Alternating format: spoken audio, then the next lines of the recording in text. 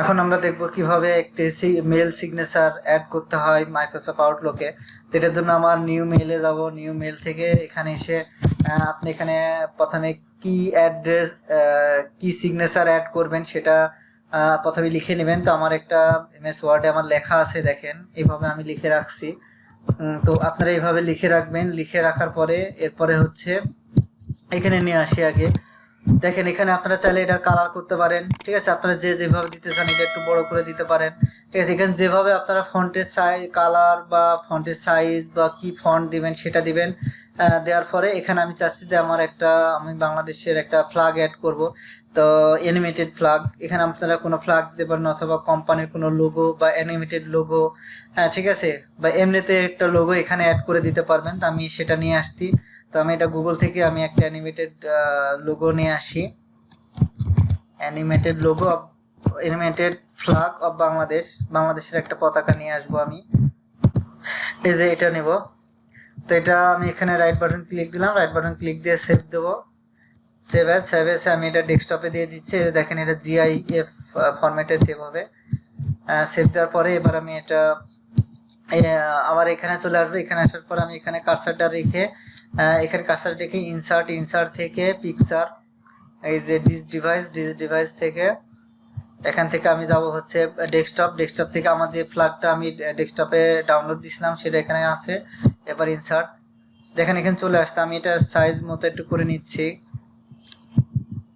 আমি এটা একটু ছোট করে নিই, ঠিক আছে। তো এটা এখানে নেওয়ার পরে এবার আমি এটা কি করব, টোটালটুকু সিলেক্ট করব। সিলেক্ট করার পরে কিবোর্ড থেকে কপি করব অথবা রাইট বাটন ক্লিক দিয়েও আমি কপি করতে পারি, ঠিক আছে। কপি করার পরে এরপর আমরা মেসেজ এই মেনু অপশনে থাকার পরে এবার আমরা দেখেন এখানে সিগনেচারে যাওয়ার পরে আবার সিগনেচারে ক্লিক দেব। এখানে ক্লিক দেওয়ার পরে এখানে নিউ, তো নিউ এ ক্লিক দেওয়ার পরে আমি এখানে একটা নাম দেবো। জাস্ট যে কোনো একটা নাম আপনি দিতে পারেন। আমি SIG শুধু সিক দিয়ে দিলাম। এরপর ওকে দিয়ে দিলাম। ওকে দেওয়ার মাত্রই আমার এখানে দেখেন এই অপশনটা ওপেন হয়েছে। তো এখানে এসে আমি দুইটা স্টেপ একটু নিচে ইন্টার দিয়ে নিচে নামাইলাম, তিনটা স্টেপ নামাইলাম। নামানোর পরে এরপর যে আমি এটা কপি করছিলাম এটা এখানে জাস্ট পেস্ট করে দেব।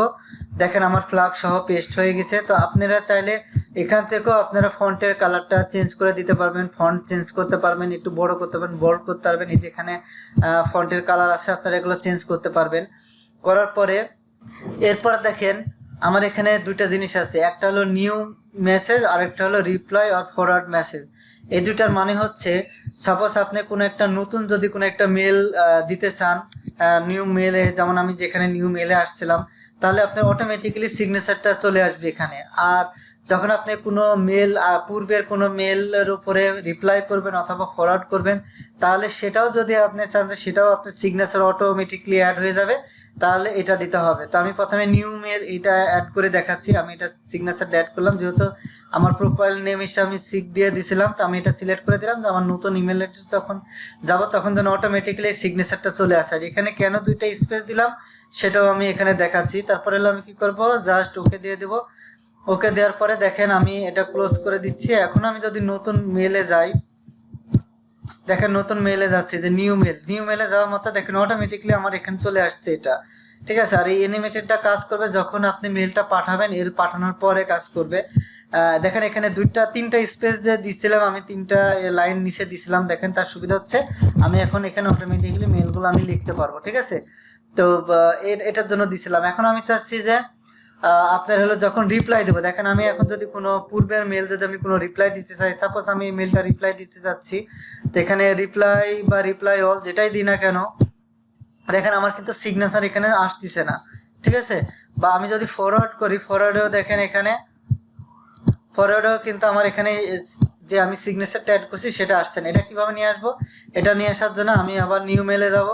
নিউ মেলে যাওয়ার পরে আমি এখান থেকে সিগনেচার থেকে এখানে সিগনেচার থেকে যে আমার যে প্রোফাইলটা আছে সেটা সিলেক্ট থাকা অবস্থায় দেখেন আমার নিউ মেলে সিগনেচার অ্যাড করা আছে। এখন আমরা রিপ্লাই আর ফরওয়ার্ডের এখানে এই সিগনেচারটা অ্যাড করে দেবো। দেওয়ার পরে ওকে দিয়ে দেবো। এরপর যদি আমি দেখেন কোনো মেল যদি রিপ্লাই দিই, সাপোজ এই মেলটা আমি এখান থেকে রিপ্লাই দিতে চাচ্ছি, দেখেন আমার এখন কিন্তু এই যে অটোমেটিকলি সিগনেচারটা চলে আসছে। তারপর যদি আমি ফরওয়ার্ড করি, ফরওয়ার্ড থেকেও দেখেন এখানে আমার অটোমেটিকলি চলে আসছে। এবার আমি জাস্ট আমি আমার মতো করে লিখে আমি এখানে সেন্ড করে দেবো।